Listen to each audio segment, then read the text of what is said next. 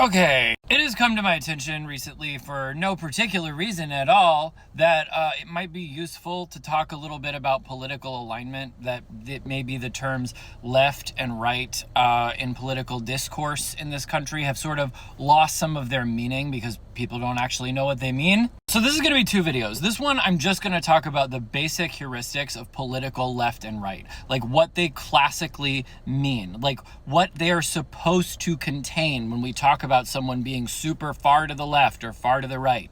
Then in the second video, I'm going to talk about how those distinctions and heuristics have become kind of confused and muddled because our particular political situation in the United States doesn't entirely line up with a classical understanding of political alignment and how to map people. So first of all, this picture is really reductionist. It is not a full picture. That is why I referred to it as a heuristic, but it is a useful heuristic, and these terms are thrown around all the time. So having some clarity on what they're intended to mean is a useful exercise regardless. So first of all, political alignment is not a straight line. It is not just left to right.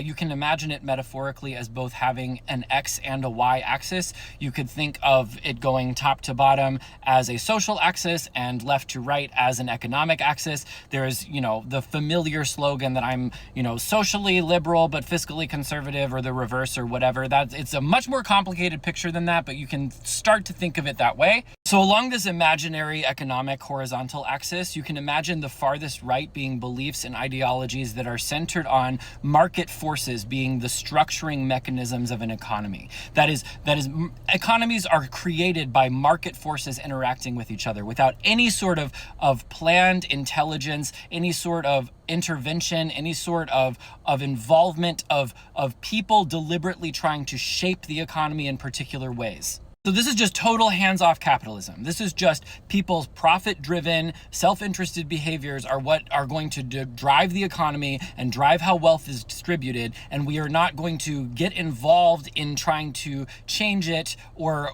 make it go in any direction or try to advantage or disadvantage certain groups. We're just going to let it run its course. So that would come with no progressive forms of taxation. That would come with no government programs, welfare programs to help disadvantaged people. That would come with no kind of government healthcare programs, for instance.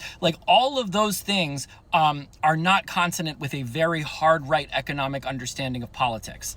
Anything that looks like it changes how wealth is distributed or how resources are distributed away from the sort of naturally occurring condensation of wealth in the hands of the rich, that would not be a part of what we're doing over here on the right.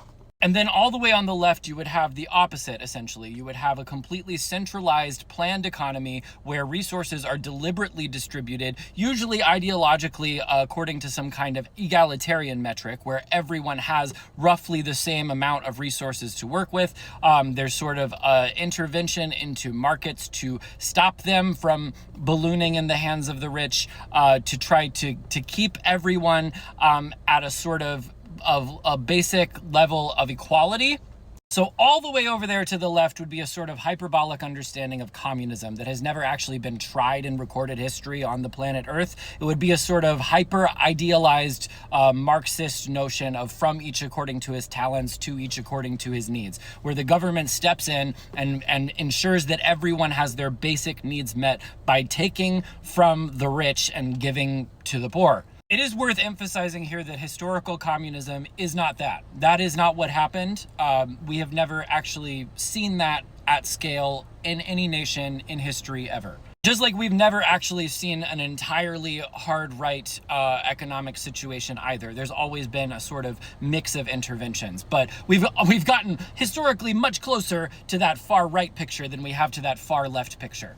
And so then the imaginary vertical axis, the social axis, you can think of that as sort of a libertarian to authoritarian axis in terms of intervention into people's private, moral, relational, social lives. So all the way at the top, you would have a completely authoritarian outlook where the government, it is its business to legislate and govern how people build their family lives, their reproductive lives, their relations with each other, sometimes their religious lives. It is a complete authoritarian image of what the government's job is, of what the moral responsibility of the government is. And then all the way at the bottom, you would have a totally libertarian outlook when it comes to people's personal, private, reproductive, sexual, etc. lives, where it's not the government's business at all to be involved in people's private decision-making, moral decision-making, religious